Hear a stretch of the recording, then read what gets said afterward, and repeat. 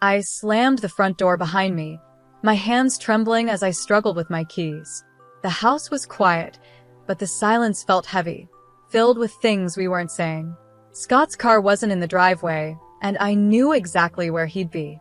Not at work, like he told me this morning, but probably drowning his problems at Larry Ailes' bar again. "Damn it, Scott," I muttered, throwing my purse onto the kitchen counter. The answering machine was blinking, and I pressed play harder than I needed to. "Miss Noah, this is Virginia from Midwest Insurance. I'm calling to follow up on the claim your husband filed last week regarding his termination." The message played. My stomach sank. Scott had promised he quit his job at the bank 3 weeks ago, saying he had issues with his boss. I had doubts then. It was the third job he'd left in as many years, but I wanted to believe him. The machine beeped again. "Janet, honey, it's your mother-in-law. I hope you're not working late again. Scott could really use your support right now. Call me back, dear." I deleted Diane's message angrily. Of course, she was on his side. In her eyes, Scott could do no wrong, and any of his problems were somehow my fault. The front door creaked open, and I braced myself. Scott stumbled in, reeking of whiskey and failure. "Hey, babe," he slurred, trying to smile but failing miserably. "You're home early?" "Cut the act, Scott," I snapped. "I know you got fired. Why did you lie to me?" His face fell, guilt showing in his red, tired eyes. "I didn't want to disappoint you again." "So, you thought lying was a better choice?" I ran my hand through my hair, feeling the frustration rise. How are we supposed to trust each other if you can't even be honest about something like this? Scott collapsed onto the couch, his head in his hands. "I'm sorry, Janet. I really messed up this time." "This time," I said, my voice getting louder. "Scott, this is becoming a habit. We can't keep living like this." He mumbled something about a missed deadline and an angry client. Same story, different day. I paced the living room, my mind racing. "We need to make some changes," I said firmly. "I can't keep being the only reliable income around here, and you need to—" The phone rang, cutting me off. Scott jumped for it, clearly relieved by the distraction. "Hello?" "Oh, hi, Mom," he said, giving me a look that begged for a break from the argument. I rolled my eyes and headed to the kitchen, needing a break. As I filled a glass of water, I could hear Scott's voice from the other room. "Yeah, Janet's here. She found out about the job." Then, in a quieter tone, he added, "No, I haven't told her that part yet." I froze, gripping the glass tightly. What else was he hiding? "Mom, I don't think that's a good idea," Scott said, his voice low and urgent. "Janet won't know. I know you're trying to help." But I stormed back into the living room. "Won't what, Scott? What genius plan has your mother come up with now?" Scott's eyes widened in panic. "It's nothing." "It's nothing, Mom." "I have to go." He hung up quickly, avoiding my eyes. "Scott," I said, my tone sharp. "What aren't you telling me?" He fidgeted with the phone cord, looking everywhere except at me. "It's just Mom thought it might be good if she came to stay with us for a while, to help out." The glass slipped from my hand, smashing on the hardwood floor. Water and broken glass scattered at my feet, a perfect image of how messed up our life had become. "Your mother," I said slowly, "wants to move in with us?" Scott nodded miserably. "Just for a little while, until I can get back on my feet." I stared at him, speechless. This was a nightmare. Diane, with her constant judgment and snide comments, living in our home? The very thought made my skin crawl. "Janet, please," Scott begged. "It won't be for long. We need the help, and I cut him off, my voice cold. "There is no we in this decision, Scott. You and your mother don't get to decide how we handle your mistakes." I turned, carefully stepping over the broken glass. "Clean this up," I said over my shoulder. "I need some air." I grabbed my keys and headed for the door. "Janet, wait," Scott called after me. "Where are you going?" I paused with my hand on the doorknob. "To figure out how to fix the mess you've made of our lives," I replied without turning around. And Scott, don't wait up. The next morning, I stormed into my office, my head pounding from a night of tossing and turning. The last thing I needed was to deal with Diane's judgmental attitude on top of Scott's lies. But there was her number flashing on my phone as it rang over and over. Janet speaking, I answered stiffly, bracing myself. Janet, dear. Diane's sugary voice came through the line, dripping with fake concern. I hope I'm not disturbing your very important work. I clenched my teeth. What can I do for you, Diane? I'm worried about Scott, she sighed dramatically. He's been so down lately. I can't help but wonder if your career focus might be affecting him, Diane said. My grip on the phone tightened. Excuse me?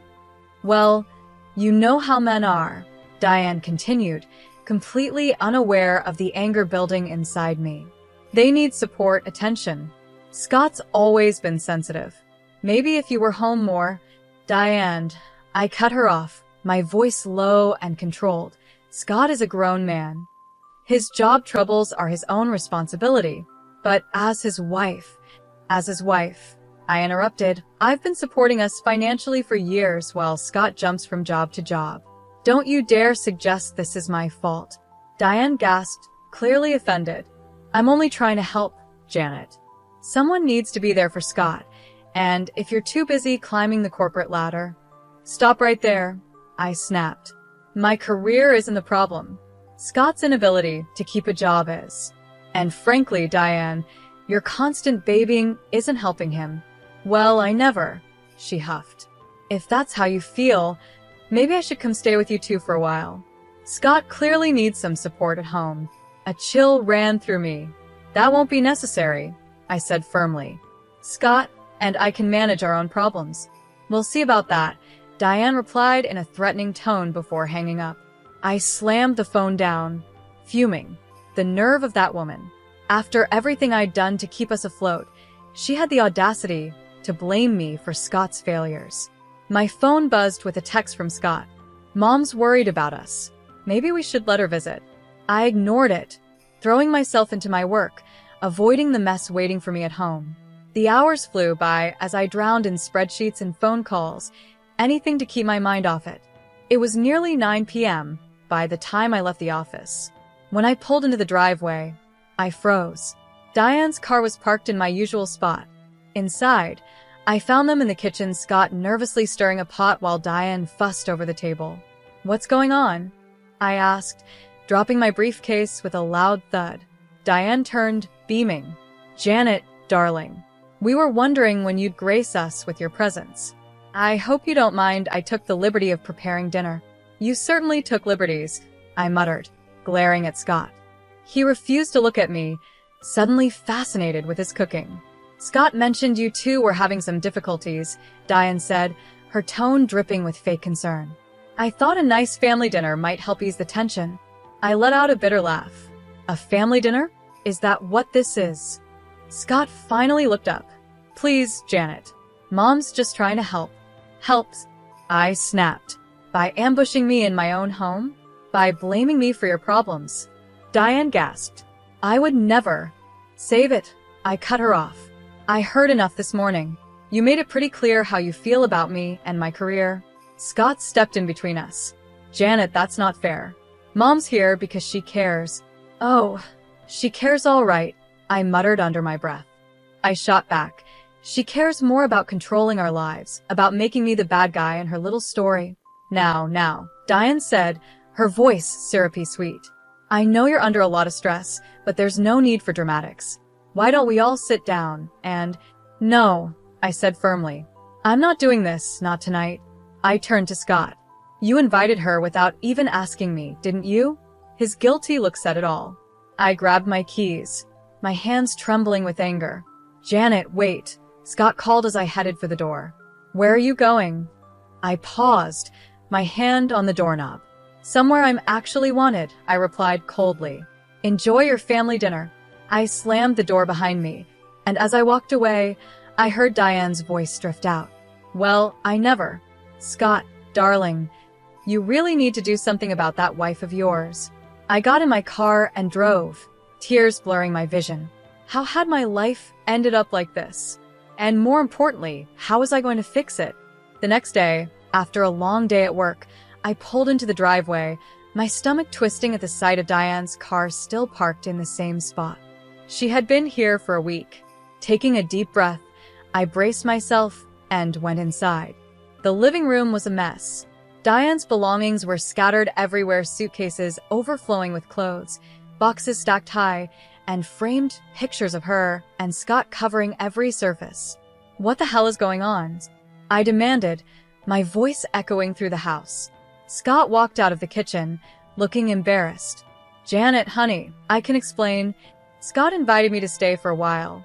Diane cut in, sweeping into the room with a smug smile. "Isn't it wonderful? Now I can help around the house and give you more time to focus on your career." I felt the blood drain from my face. "Stay? For how long?" Scott shuffled his feet, avoiding my eyes. "Well, you see, Mom's having some financial problems. I thought she could live with us until she gets back on her feet." "Live with us?" I repeated, my voice rising. "Scott, we can barely support ourselves. How are we supposed to support your mother too?" Diane clicked her tongue. "Now, Janet, there's no need to be so dramatic. I'm sure if we tighten our belts, we can make it work. After all, family comes first." I spun around to face her. "This isn't your decision, Diane. This is our home, mine and Scott's." "Of course, dear," she said, patronizingly.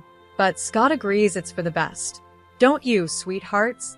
Scott nodded weakly, and something inside me snapped. "How dare you?" I hissed, stepping closer to him.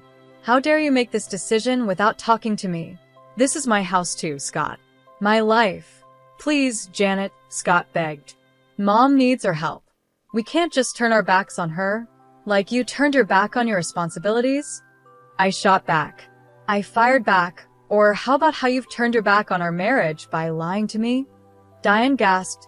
"Janet, that's no way to talk to your husband." I whirled around to face her. "And you?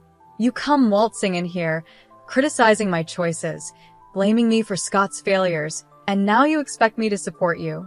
"I'm only trying to help," Diane sniffed. "Someone needs to hold this family together. We were doing just fine before you showed up."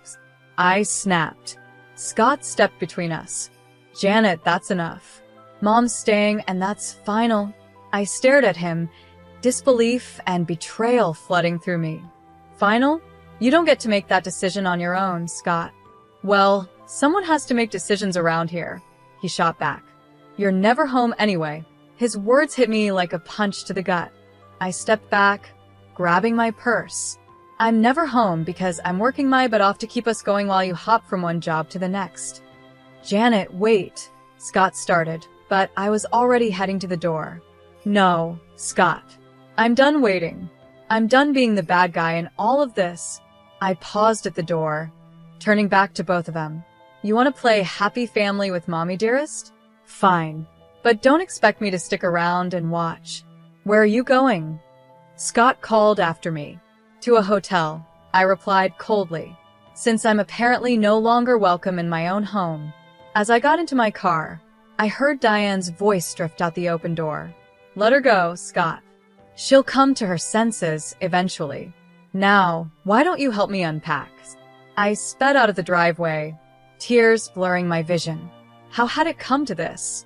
My husband choosing his mother over me, my home invaded, my life flipped upside down. As I drove aimlessly through the dark streets, a cold determination settled inside me. If Scott and Diane wanted to play dirty, fine. Two could play at that game. It was time to start planning my next move and my revenge. I had been staying at the Comfort Inn for a week, trying to clear my mind and figure out my plan. The constant buzzing of my phone, with Scott's desperate texts and Diane's passive-aggressive voicemails, only strengthened my resolve. I needed to face this head-on. As I pulled into the driveway, I noticed Scott's car was gone. Perfect. I could grab some clothes without a confrontation. But as I stepped inside the house, I heard Diane's sharp voice coming from the kitchen. "I don't care what it takes, Alex. You can't do this to me now." I froze, my hand still on the doorknob. Diane was clearly in the middle of a heated phone call, unaware of my presence. "Don't you dare bring up my mistake," she hissed. "You're the one who's been embezzling from the company for years." My eyes widened. What was going on? "Fine, file for divorce," Diane spat. "But don't think, I won't take you for everything you're worth, Alex.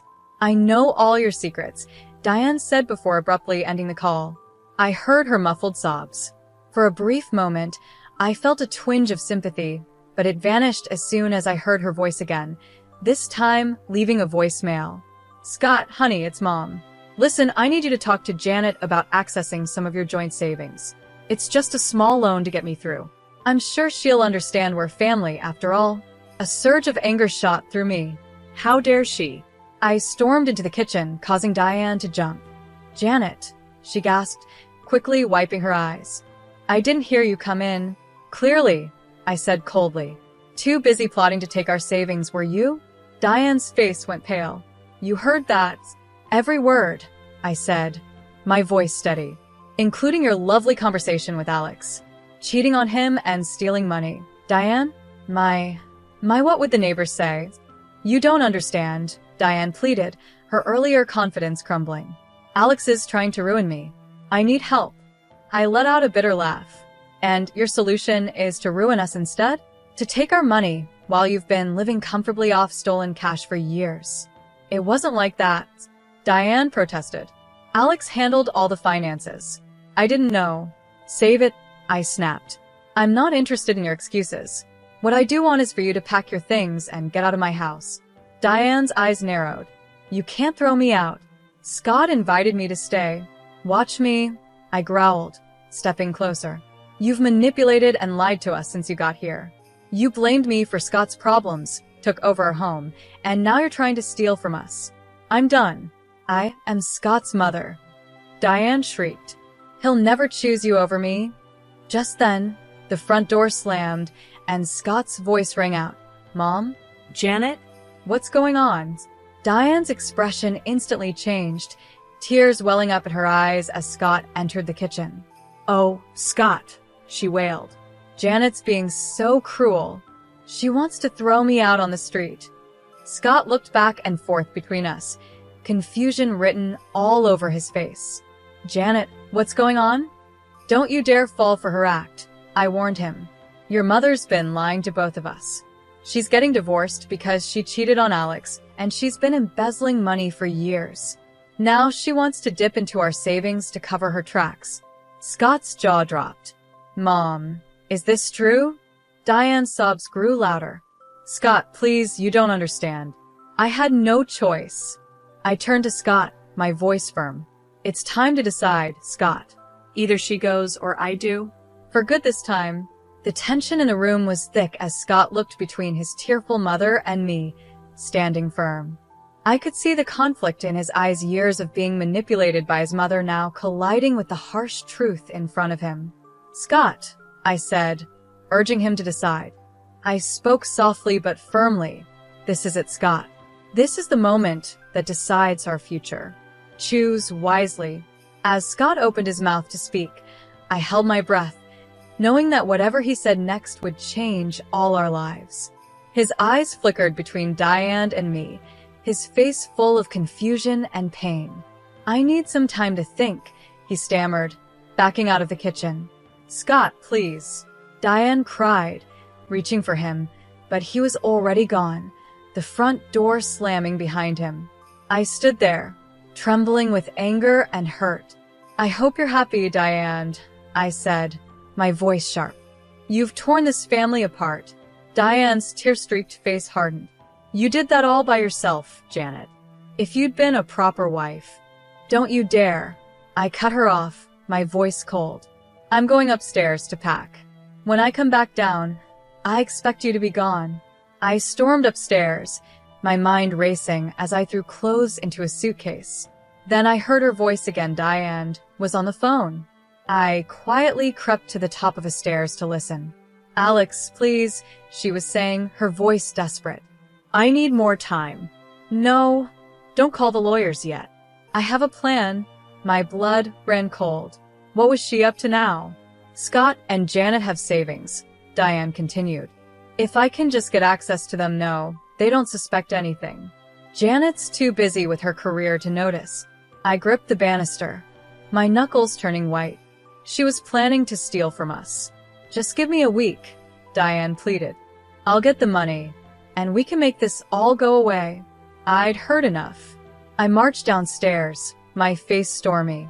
Diane jumped when she saw me, quickly ending her call. Janet, Save it, I snapped. I heard everything. You're not just asking to borrow money, you're planning to steal it. Diane's face crumpled. You don't understand. Alex will ruin me if I don't pay him off. I had no choice. There's always a choice, I said coldly. And you chose to lie, cheat, and steal. But it ends now. I pulled out my phone and dialed Scott. It went to voicemail. Scott, it's Janet. Your mother is planning to steal our savings to pay off Alex. Come home now, we need to talk. Diane lunged at me, trying to grab the phone. You can't do this, she shrieked. I dodged her, my voice rising. Watch me. It's over, Diane. Your lies, your manipulation. All of it. Just then, the front door opened. Scott walked in, his face pale. I heard everything, he said quietly. The voicemail came through while I was sitting in the car. Diane collapsed onto the couch, sobbing. Scott, sweetheart, please, you don't understand. I understand perfectly, Scott interrupted, his voice firm. You've been lying to us, using us, and now you are going to steal from us. I felt a glimmer of hope. Was Scott finally seeing the truth? But then he turned to me, his eyes cold. And you, Janet, you've been so wrapped up in your job that you didn't even notice what was happening in our own home. My jaw dropped. Are you serious right now? I've been the one supporting us while you can't keep a job. I've been dealing with your mother's constant criticism and manipulation. Scott shook his head. Maybe if you'd been around more, none of this would have happened. I stared at him, disbelief and fury churning inside me. In that moment, I saw my future, one where I would always be blamed, where I would never be enough, where I would sacrifice everything for a man who would always choose his mother over me. You know what? I said, my voice cold and calm. You're right, Scott. I haven't been around enough. So let me fix that right now. I grabbed my suitcase and headed for the door. Janet, wait. Where are you going? Scott called after me. I paused at the door, looking back at the two people who had betrayed me so deeply. I'm leaving, I said firmly. For good this time. You two deserve each other. As I walked out, I heard Diane's smug whisper to Scott. It's for the best, darling. Now, about that savings account. I got into my car, my hands shaking as I gripped the steering wheel. This wasn't just about leaving anymore. It was about protecting myself and everything I had worked for. It was time to call a lawyer and start divorce proceedings. If Scott and Diane wanted to play dirty, I'd show them just how strong I could be. 3 weeks later, I sat in my lawyer Nicole's office, going over the divorce papers for what felt like the 100th time. I was determined to protect myself and my assets. Everything looks good, Janet, Nicole said. We've frozen the joint accounts, and Scott can't touch your personal savings. Are you ready to file? I took a deep breath, my hand hovering over the papers. This was at the point of no return. Just as I was about to sign, my phone buzzed. Diane's number flashed on the screen. Ignore it, Nicole advised, but something made me hesitate. I should at least hear what she has to say, I muttered, answering the call. Janet, Diane's voice was surprisingly small. Please don't hang up. I need to talk to you. I have nothing to say to you, Diane, I replied coldly. Please, she begged. I've made a terrible mistake. I need your help. Against my better judgment, I found myself listening as Diane spilled a story of deceit and desperation. Her voice cracked as she admitted to her affair, to the lies she had told Scott about me, and to her plan to use our money to cover up her husband's embezzlement. I never meant for it to go this far, Diane sobbed. I thought if I could just buy some time, fix things with Alex, but it's all fallen apart. He's filing for divorce, threatening to expose everything. I have nowhere else to turn. I felt a mix of emotions, anger, pity, and a strange sense of vindication. Why are you telling me this now, Diane? Because I realize now how wrong I was, she whispered. About everything about you. I need your help, Janet. Not just for me, but for Scott too. My heart clenched at the mention of Scott's name. What about Scott? Her voice trembled. He's a mess, Janet. He finally sees the truth, but he doesn't know how to fix things. He misses you terribly. I closed my eyes, fighting back tears. It's too late for that, Diane. I'm at my lawyer's office right now, about to file for divorce. No. Diane cried. Please, Janet, give us a chance to make this right. I'll tell Scott everything, I swear. Just come home. Let's talk face to face. I looked at the divorce papers in front of me, then at Nicole, my lawyer, who was watching me with concern. I need to think about this, I said finally. Of course, Diane replied, a hint of hope in her voice. Take all the time you need. We'll be here. I ended the call, my mind spinning. Nicole leaned forward, her brow furrowed. Janet, whatever she said, remember why you're here. Don't let her manipulate you again. I nodded absently, but my resolve was weakening. What if Diane was telling the truth? What if this was my chance to finally get the whole story, to confront both her and Scott with all the facts? I need to go, I said suddenly, standing up. I'm sorry, Nicole. I need to see this through. Nicole sighed but nodded. Be careful, Janet. And call me if you need anything. As I drove back to the house, was it still home? My emotions swirled. Part of me screamed that this was a trap, that Diane and Scott would never change. But another part, a small part, one thought I had silenced, whispered of hope and second chances. I pulled into the driveway, my heart pounding. The house looked the same, but everything felt different. As I approached the front door, I saw Scott through the window, pacing anxiously. Our eyes met, and I saw a flicker of relief on his face. My hand trembled as I reached for the doorknob. This was at the moment of truth. Whatever happened next would change everything. I took a deep breath and opened the door, stepping into the unknown. I stepped into the house, and the air felt heavy with tension. Scott stood in the living room, his face a mix of relief and worry. Diane sat on the couch, nervously twisting her hands in her lap. Janet, Scott said, stepping toward me. I'm so glad you came. I raised my hand to stop him. I'm here to listen, nothing more. Diane, you said you had something to tell us both. So talk. Diane nodded, her eyes filling with tears. I've been lying to both of you about everything.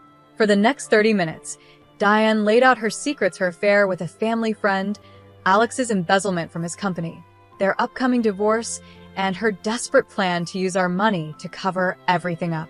With each revelation, Scott's face grew paler, his hands clenching into fists. How could you, Mom? He whispered, his voice trembling. How could you lie to us like this? Diane sobbed and reached for Scott, but he pulled back. I'm so sorry, sweetheart. I never meant for it to go this far. I thought I could fix everything before you found out. I stood there, feeling a storm of emotions, anger at Diane's lies, pity for her desperation, and the growing realization that Scott had been just as much a victim of her manipulation as I had been. Scott, I said softly, turning to him, did you know any of this? He shook his head, looking shaken. No, Janet, I had no idea. I thought Mom just needed our help. I never imagined. That's why I called you, Diane interrupted, her voice desperate. I see now how wrong I was about everything. I need your help, both of you, please. I let out a bitter laugh. Help? After everything you've done? You tried to steal from us, Diane. You almost ruined our marriage. I know, she wailed. And I'll spend the rest of my life making it up to you both. But right now, I need your help to fix this mess with Alex. If we don't act fast, he'll expose everything, and we'll all go down. Scott turned to me, his eyes full of desperation. Janet, what should we do?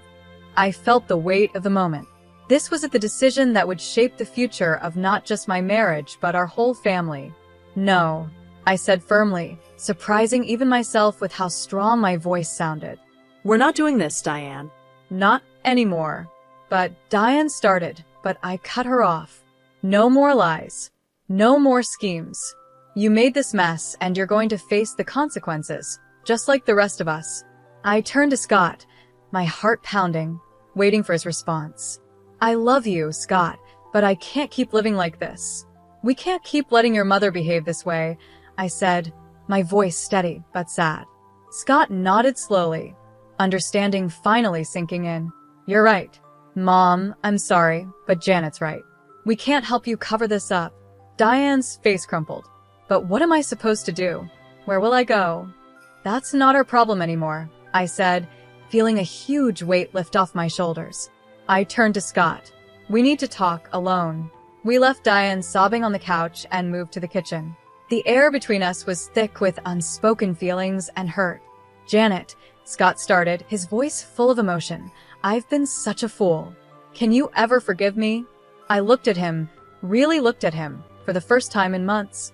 I saw the man I had once fallen in love with, but I also saw the son who had let his mother come between us. I don't know, Scott, I said honestly. I love you, but I don't know if love is enough anymore. We have a lot to work through. Scott nodded, tears in his eyes. I understand. Whatever it takes, Janet. I want to make this right. As we stood there in our kitchen, with the sound of Diane's sobs in the background, I realized this was just the beginning. We had a long and difficult journey ahead facing the consequences of Diane's actions, rebuilding trust, and figuring out if our marriage could survive this test. But for the first time in months, I felt a glimmer of hope. Whatever came next, I knew I had the strength to face it head-on. 2 years later, I stood in my new apartment, surrounded by moving boxes and the promise of a fresh start. The divorce had been finalized 4 months ago, and I was finally ready to close this chapter of my life.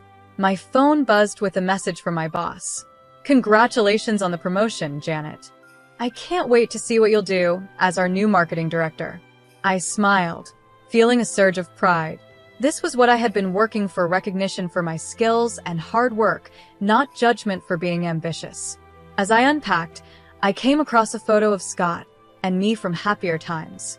A wave of sadness hit me, but it quickly passed, replaced by a sense of peace. We had tried to make things work after Diane's confession, but the trust had been too deeply damaged. In the end, we both realized that sometimes love just isn't enough. The doorbell rang, pulling me from my thoughts. When I opened the door, I was surprised to see Diane standing there. She looked older and more worn down than I remembered. Janet, she said softly, I hope I'm not bothering you. I just wanted to apologize again and give you this. She handed me an envelope. Inside was a check for a large sum, much more than she had tried to take from us. It's everything I have, Diane said, her voice trembling. I sold the house, my jewelry. I want to make up for what I did to you and Scott, Diane said, her voice trembling. She handed me the check, and I stared at it, emotions swirling inside me. Diane, I began, but she cut me off. I know this won't fix anything, but I hope it helps you start your new life. I see that now. Looking at this woman who had caused me so much pain, I realized my anger had faded. Thank you, Diane, but I don't need this. I've already started my new life. I handed the check back to her. Use it to start over for yourself. Learn from this and be better.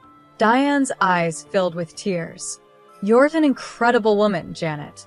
I'm sorry I didn't realize that sooner. After she left, I sat on my new couch, trying to process everything. My phone buzzed again, this time a text from Scott. Heard about your promotion. Congratulations, Janet. You always were the strong one. I smiled sadly, and I typed back a simple thank you. As I hit send, it hit me this was truly the end of an era. Scott and Diane would always be part of my past, but they no longer had any hold over my future. I walked over to the window, gazing out at the city skyline. My new life stretched out in front of me, full of possibilities. No more compromising my dreams. No more dimming my light to make others feel comfortable. I was free to be myself completely and unapologetically. As the sun set, painting the sky in shades of orange and pink, I felt excitement building inside me. Tomorrow was a new day, the first of many, and I was ready to embrace it, stronger and wiser than before.